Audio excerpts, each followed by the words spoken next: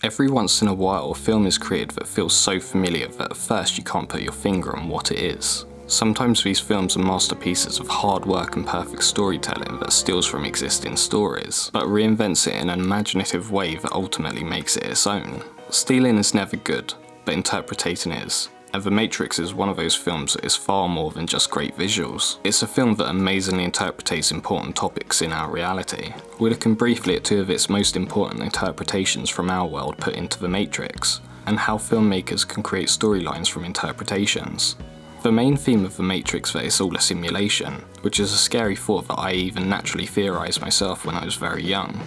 For centuries other people have also theorised living within a specially constructed reality, whether that's living inside an ultimately powerful computer, or the more accepted version that it's under God's creation.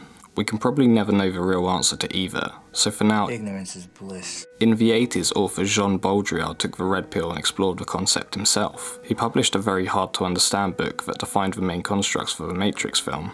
Without his book Simulacra and Simulation, a film like The Matrix may have never been created. The book itself even features within the film due to its heavy influence. Simulacra and Simulation has been a very influential book as it brought the idea of living in a simulation to the masses.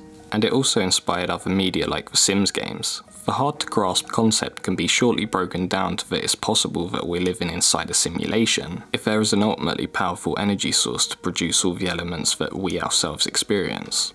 Some theorists say that it could be possible that only what we see is real, and everything beyond our vision isn't until we go look at it, and then it is either loaded or created for us. So bacteria doesn't exist until we use a microscope and force it to appear for us, then only to vanish when we're not looking at it.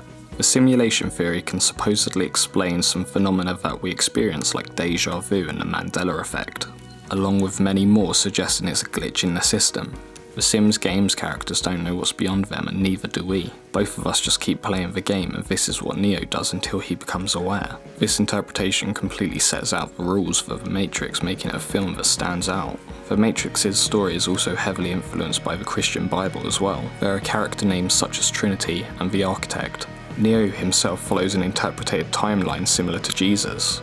After all, both of them are the chosen one that sacrifices themselves for a greater cause. The film is littered with references to the Bible such as the name Neo, which is an anagram of one, relating to God and the Holy Trinity of himself. Neo has disciples who believe in him being a holy answer.